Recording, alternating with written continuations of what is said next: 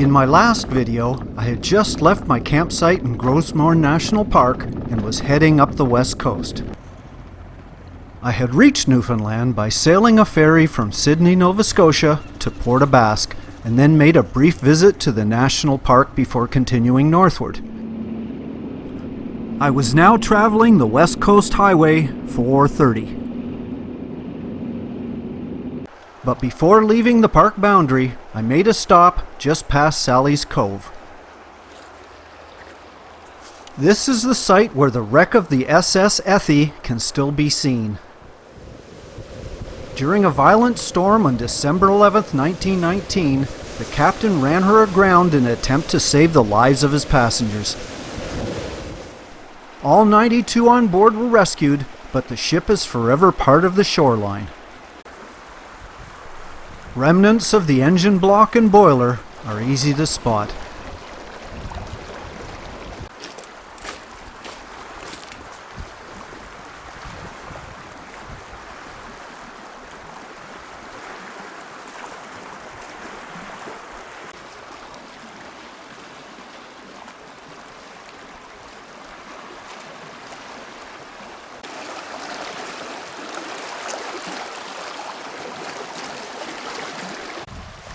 After over 100 years of torment, the rusted remnants of a coastal supply boat are now part of the shoreline.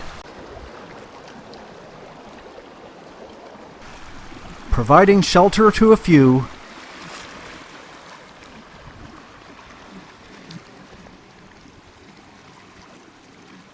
and a sense of wonder to those who stop and explore the relics of a historic and unfortunate nautical event.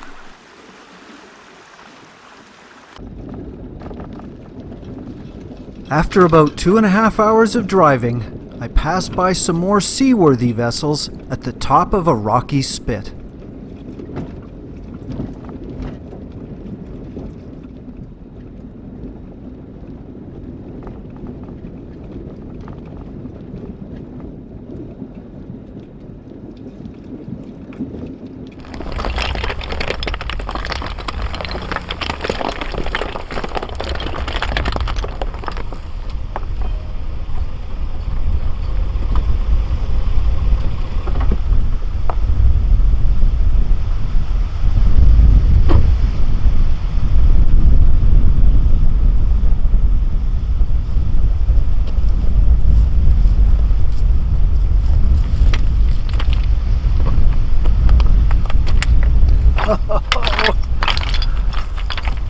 Look at this place. There's an old lighthouse out there, right on the shore. Wow, this is fantastic. Why is nobody else camped here? What is it I don't know? I love it. Woohoo!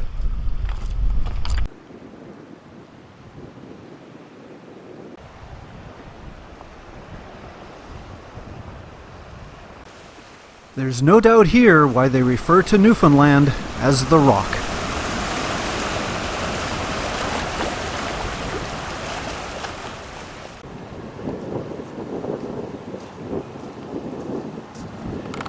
I scout the seashore for hints of its ocean life, and there's no shortage of evidence. Even coral washes up on these crystal clear waters.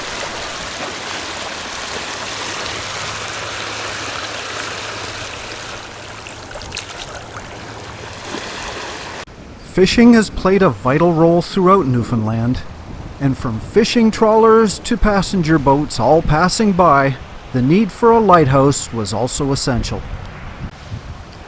This was the location of the Flowers Cove Island Lighthouse. Built in 1877, the light was finally extinguished in 1969, but still proudly stands as a landmark and symbol to always be mindful of the sea.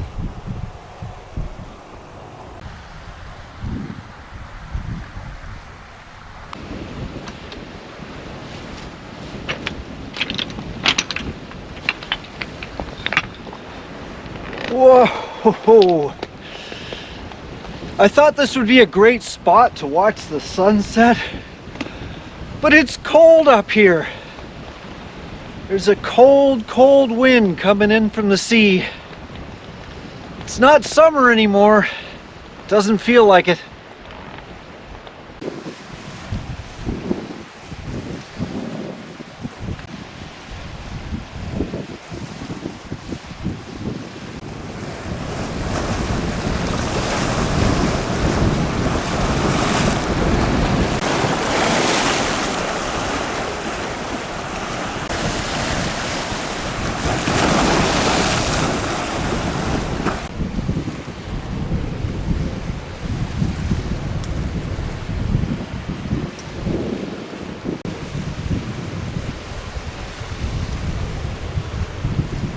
Once the sun dipped below the horizon, a new light appeared.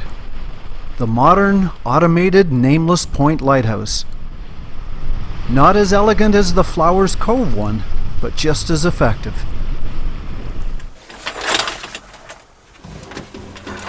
In the morning, the windows were covered in condensation. It's on the outside.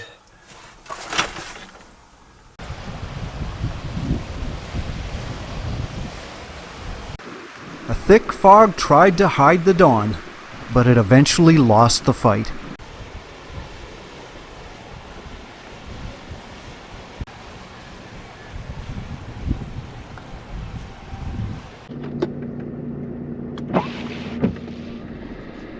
It was time to hit the road again.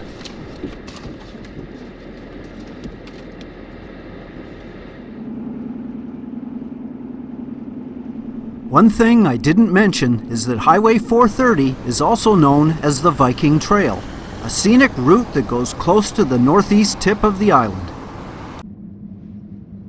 The north shore is dotted with tiny fishing villages, all awaiting the curious to explore. It took just over 2 hours to go from Flowers Cove to the end of the Viking Trail at Lanso Meadows.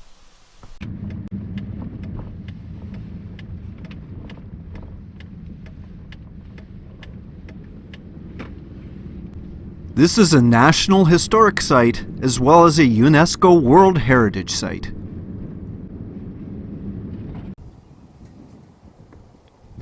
Tucked between the boulders is the Visitor Center. On display are a few artifacts recovered from the site, as well as replicas and some scale models.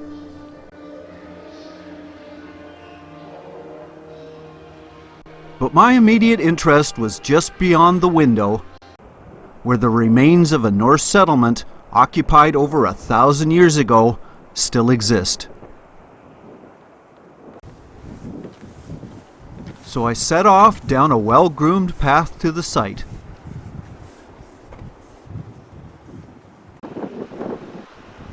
Every direction revealed what a harsh environment it was to live in.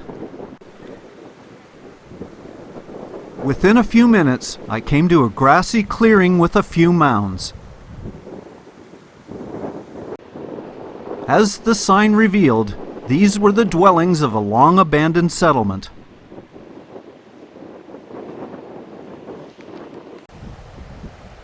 Although difficult to perceive in the present state, look closely and you can distinguish the straight lines of a foundation. Carbon dating of wood samples in the structure has proven these buildings were built around 1,000 years ago. But who lived there and why? Parks Canada has built a reconstruction of the village just beyond the actual remains. It is a Norse settlement. The origins of its people are from medieval Scandinavia, also referred to as Vikings. The Norse village is really cool.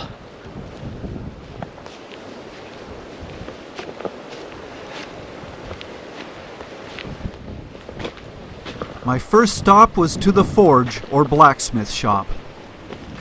A large stone for pounding melted iron in shape, a smelter, and a rack for the bellows to intensify the heat.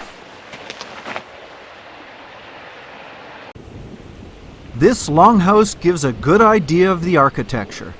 Here, 3 adjoining rooms were constructed with a timber frame covered with thick patches of sod. Perhaps a little crude by today's standard, but an extremely effective design based on available materials. Let's try one of the houses.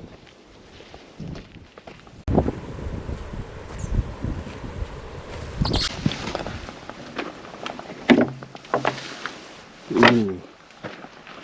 Look at this.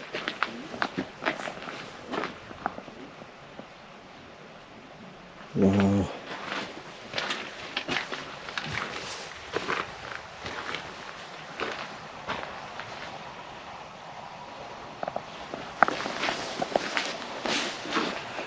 This is so cool.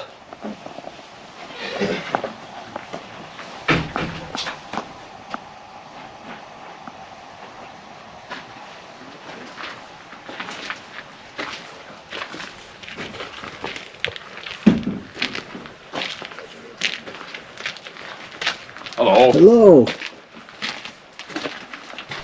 Wow, I think that was a Viking.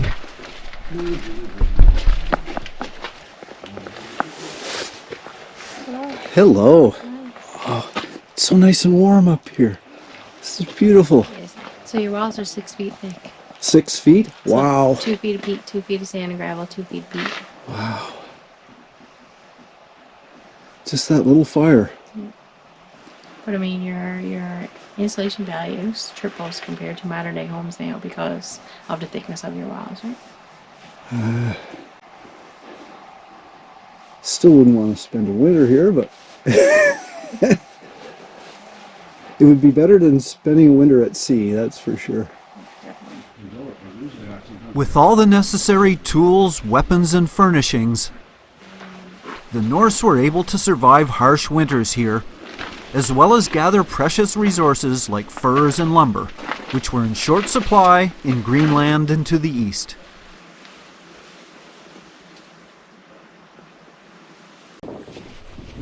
So the Vikings didn't come here to conquer, they came to harvest in a brutally cold and windy place they called Vinland. Despite it being Newfoundland and having brutal winters and not super great the rest of the 3 seasons, these little huts were absolutely stunningly warm. And it's all about good engineering and a lot of R-value in the insulation. But this was over 1,000 years ago. Amazing. So why give Columbus the credit for discovering America when he was obviously late in the game? The Vikings beat him by 500 years. Now that, of course, is a very narrow-minded European point of view. As we all know, when the Vikings arrived, there were already people who had inhabited these lands for thousands of years. The indigenous tribes of both the island and the continent. Their history is just as important, and the Visitor Center has artifacts and displays of the First Nations legacy of the area.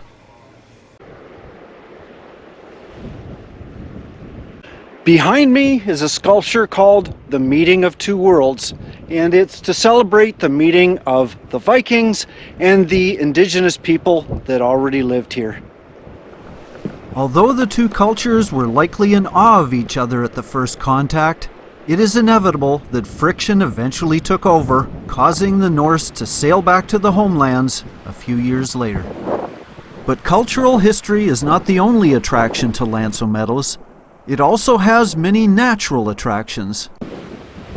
Peering through the fences of the settlement is a ferocious sea.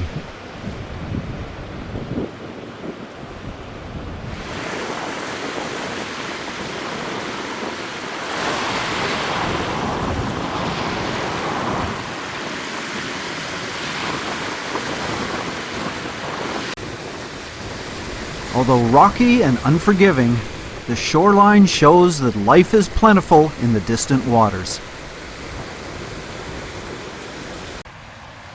The meadow is filled with berries, food for the many creatures that depend on them.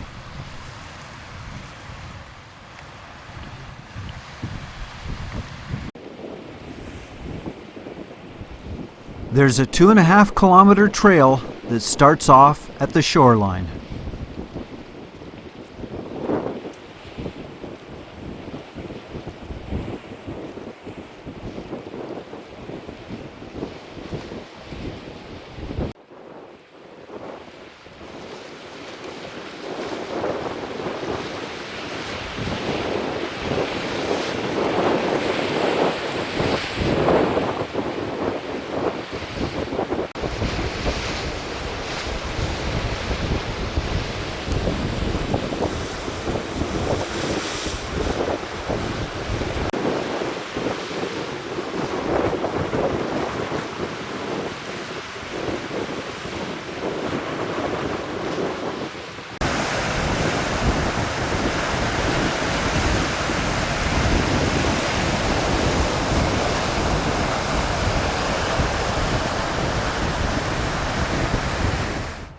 Further up the path, you pass through a tundra-like landscape of moss and lichen.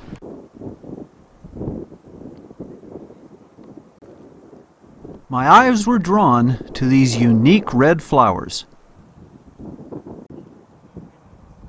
At their bases, something familiar. These are the carnivorous pitcher plants, looking very healthy and in full summer bloom.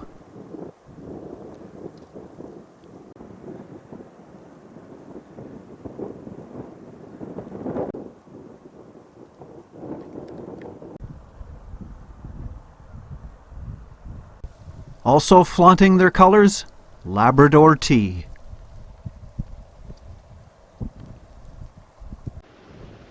Even at the best of times, which is probably right now, it's still pretty rugged.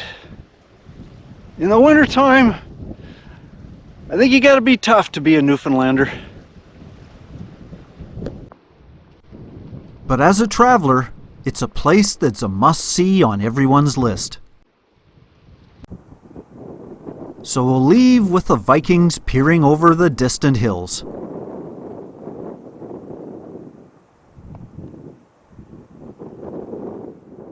By the way, did any of you see where I parked my Jeep? You mean over there? I see it, hidden between the RVs. As I pass through another picturesque village, I am reminded of what I am missing in my haste, and wish I could spend more time here. But as I make my way to a scheduled crossing, I'm also reminded there are more adventures to come.